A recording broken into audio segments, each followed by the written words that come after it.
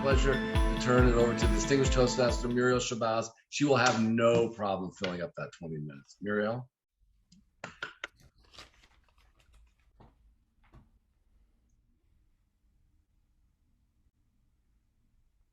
Unmute, please. Unmute. Unmute. Thank you for that vote of confidence, Mr. Toastmaster. Good morning, good day, good afternoon. Happy Friday, wherever you are on this wonderful, beautiful planet. The theme of today is, which is where I took my table topics questions from. No one would do anything if they waited until no one could find fault with it. I really had to sit with that for a few hours, not minutes. So my first question, I'm going to take this to Judith Ferber, because I respect her and I love Judith. Judith, unmute yourself. Well, I may change my mind about you. Okay, go ahead. It's okay. Judith, when you have done your thing, as Toastmaster John White has said earlier in our meeting, when you have done your thing, Judith, what have you what not that, waited what for? Does that mean? When you have done your thing, whatever your thing is, Judith, and not waited, when was a time when you have done whatever your thing is and you didn't wait?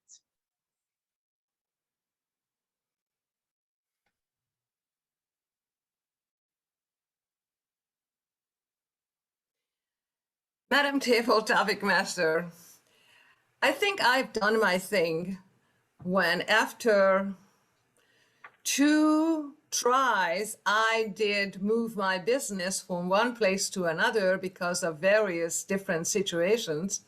Then I ended up having my entire business in my living room.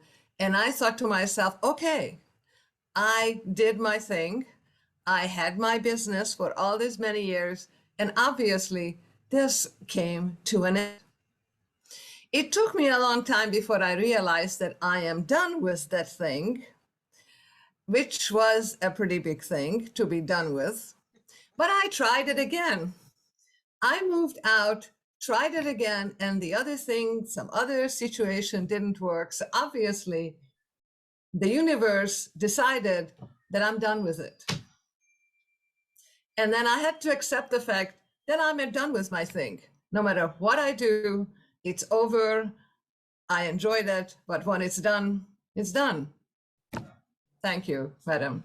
Thank you. Thank you, Judith. Sandra Savage, our beautiful guest. Are you willing to take a question? Sure. All right, Sandra, I'd like to ask you, is waiting like gambling? Is waiting, Sandra, like taking a risk or like taking a chance? I have very little experience with gambling. And when I did, I had my money set aside. I said, this is $20 I'm willing to lose. That's the only thing in life I'm willing to lose. So I don't wait for things. I make things happen.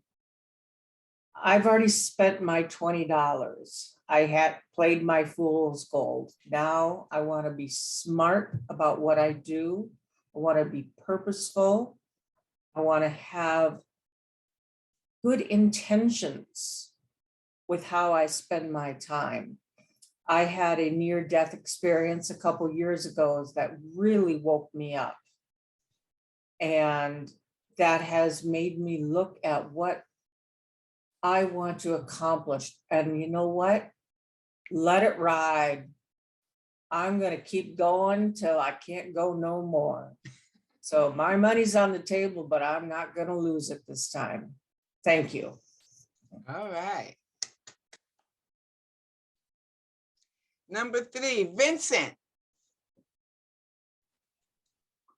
All right, Vincent, I'd like to ask you, Vincent, is there a difference between waiting for something to happen and procrastinating from doing something?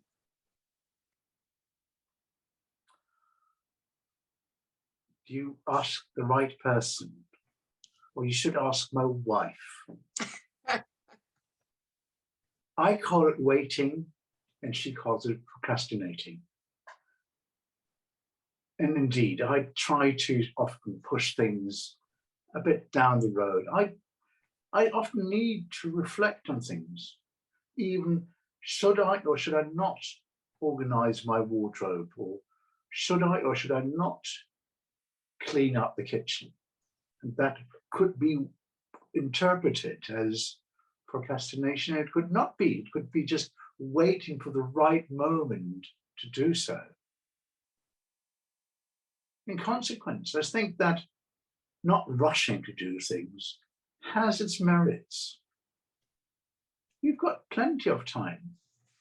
So why always try to get things done immediately? I quite enjoy a certain amount of leisure and a certain amount of pace to be able to consider whether that should be done or should not be done, or in what fashion it could be done.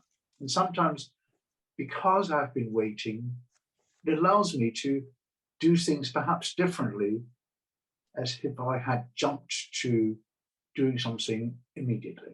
In consequence, I think we should all take a bit of time. We should allow ourselves to consider, to think about what we are about to do, to be meaningful, to use perhaps diplomacy in our reactions to adverse situations. So you can call it waiting, you can call it procrastination, or you just can call it do it as Vincent does it. Thank you. Thank you. Thank you. Carol Jacoby, I know you have to leave early, so I'm going to get you in right now. Okay. All right, Carol, for you, was there ever a time, Carol, when you wanted to do something, however, you waited so long that it became impossible to do it? Thank you for that question. One thing that I've been talking about doing for years is doing some online teaching. This was even before the pandemic made it mandatory. Now I get in and everybody else has sucked up all the positions. If you go, I have a class on Udemy now, and if you go in there and do a search on my topic, there are 10,000 classes. Yes, 10,000 classes. How's anybody going to find me? So rather than sitting around 5 or 10 years ago saying, gee, that would be really cool. I wonder how I do that. Gee, I don't know how to do that. Where do I start? I don't know. Oh, maybe I should get a video camera. Well, I don't know what kind to get. And on and on and on for years and years and years. If I had done it, just put something together, I'd be there now. Mm-hmm. One way that happened was a Toastmaster assignment to do a podcast. Now, I could have sat around for years and said, oh, I wonder how I could do a podcast. I need to get a microphone. I did it because it was a Toastmasters assignment. And all I had to do was put some stuff out there, and it didn't matter if anybody heard it or if it was any good. I had to get an hour of content, and I did that. A year and a half later, I've got, it's very specialized. It's about math. I got 500 listeners, which is a lot for a math podcast, I think.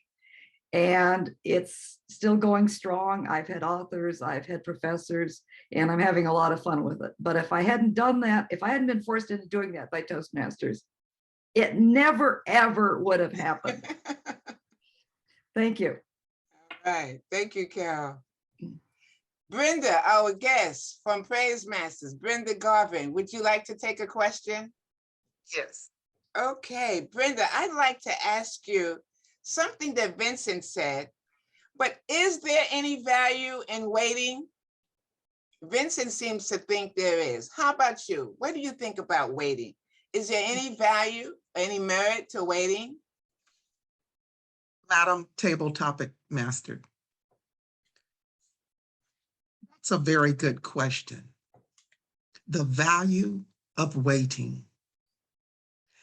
I would have to answer yes to that question.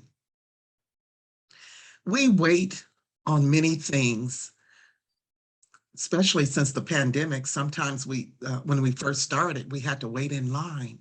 So there was value in waiting because you were able to eventually get into the store and get the item that you wanted. Mm. Another thing in terms of the value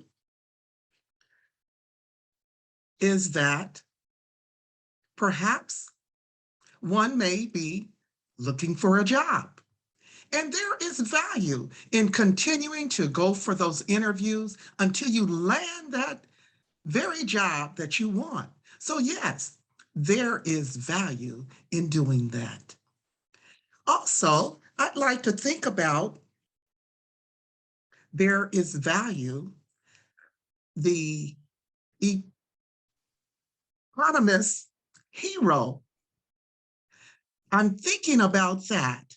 And there is value in becoming that because you are valued. Back to you, Madam Table Topics Master. Thank you, thank you, thank you. Thank you for using the word empowerment. Pat Caslin, one of my favorite speakers. Pat Caslin, can you unmute? Pat, I'd like to ask you, Pat, what is one of the most important things you can do right now without waiting in your personal life? In your personal life, what is one of the most important things you can do, Pat, without waiting in your personal life? Thank you, Madam Topics Master. Probably the most important thing that I can do in my personal life without waiting, and I have been procrastinating on this for such a long time, and it involves waiting and not doing, is go to bed on time.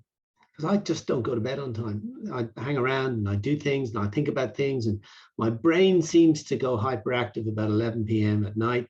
And sometimes I stay up late, very late, even later, sometimes all night, doing things that are on my brain at the time. And as a result, sometimes I'm tired. Sometimes I'm really tired, but I seem to muddle through well enough and I still get a lot done. But I think I could get an awful lot more done if I went to bed on time. But I don't, and I don't seem to have been able to overcome the inertia of getting into bed. And that might sound odd, but it is a bit of a trial because, it's just getting the shoes and socks off and all that stuff, It's kind of, I'm in a wheelchair for those of you that don't know. And, when you bend down there to take off your shoes and socks, you do wonder, is there anything else I should be doing while I'm down here? And because it's hard to get down and get back up again.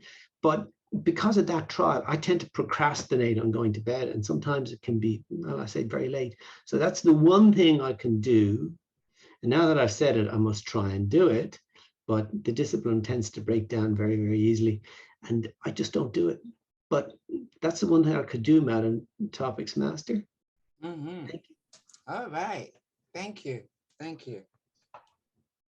Donna Caseborn, good morning. Good morning.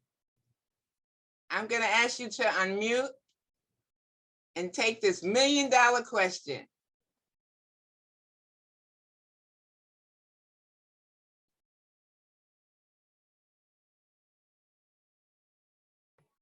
Okay, Donna. Donna, are you hesitating or are you waiting to do something different because you are afraid someone would judge you? Are you hesitating or waiting to do something different because you are concerned that you would be judged?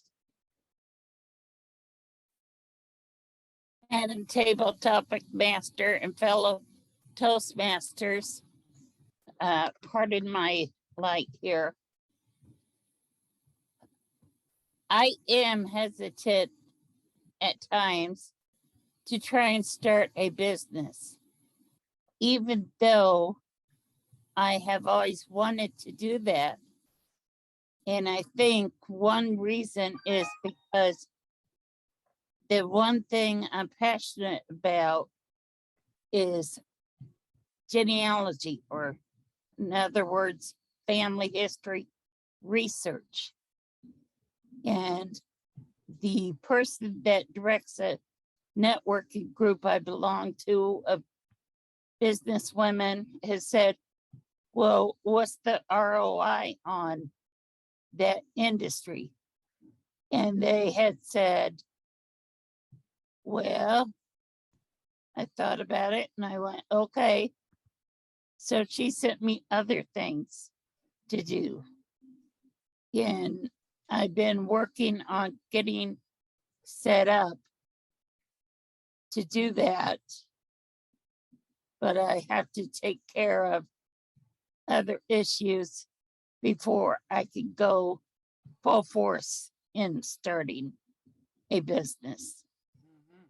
That, so I would tell everybody, just take the risk Mm, and go wow. for it. You go, girl. That's right. Okay, I see I just have 7 more minutes, but Vicki, I know you wanted to give Sandra some time. Do you want me to take one more or should I stop here now? One more? Okay. Okay, Marjorie, you're it. Tag, you are it. Marjorie Duarte Sheffield. Okay, Marjorie, I would like to ask you, as soon as I find the question again. My God. Oh, if you had the opportunity to go back in time, what one thing did you hesitate on that you wish you had not and you could change it? I know that kind of sounds convoluted, so let me see if I can rephrase. If you could go back in time, and since you're only 30, that's only a couple of years. If you could go back in time, what one thing would you change that you hesitated on? Does that make any sense, or should I just ask, what's your name, and keep going? I will try. Those are the Pinamos Muriel Shabazz table topic questions. Okay. What I would change? Going to school. I would have changed that if I can go back in time, Toastmasters, I would go back to school and finish my master's and finish my PhD. Waiting and waiting and waiting for something to happen and put in some excuses. And today, I'm not going to do it. I'm almost getting to the point that I don't want to work anymore. I have to say that very softly because I'm in the office.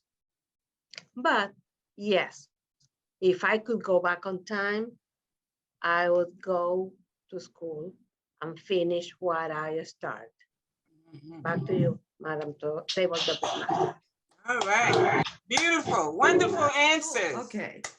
All right. These speeches, and they were speeches. These were not just impromptu answering questions. These were actual speeches, and every one of them had something to tell us, which I thought was wonderful. What I really liked from Judith was something you don't normally hear from inspirational speakers, and that is know when your thing isn't going to happen and move on. That's a really powerful message, and I think a lot of us need to hear that sometimes. The thing isn't going to happen. So I thought that was really good, and she expressed it very well in terms of this business in her living room. Sandra was so powerful and inspirational, so determined, talking about gambling. You know, it's on the table. I'm determined. I'm not going to lose. I'm going to move out. Talking about being purposeful, let it ride, don't wait. So I thought that was a very inspiring speech, inspiring us all. Don't gamble, you know, if you want to put your $20 out there and then move on. Vincent, again, this is a kind of speech you don't normally hear. It's always move on, do things, do it. And he talked about, I like this, enjoy the pace, about being considerate, enjoy the journey, think about what you're doing. Diplomacy. I love that view of things. I love getting all these different views of how to get things done. So I really like that. Brenda talked about the value in waiting. And sometimes you wait for the right job. You don't just jump on things. There is a value in waiting if something better could come up. Pat gave us some perspective. My first thought with the question was something about what can you do right now? And I think, oh man, I've got all these urgent things I have to do. I have to do this. I have to do this today. I've got these people coming over. I have to da da da da da da da da da. And what he said is, and he's right, go to bed on time. Take the long view, prioritize. So he talked about making the priorities for your own health and allowing yourself to be able to think clearer because you do that. Donna talked about her passion and trying to set up a business and countering the people who talked about what's the ROI on this. This is her passion and she's going to do it. Marjorie again reminded us about the importance of doing things when you can. It's a really good question to go back and think about, if I had things to do over again, what would I do? And she talked about getting her master's degree, getting her PhD, and regretting that she didn't do that when she had the opportunity. So just a reminder to all of us, what are the opportunities that we're missing right now? So in summary, all of these speeches gave us wonderful ideas from all different points of view. So I want to congratulate all of our speakers and their wonderful, inspiring speeches. Back to you.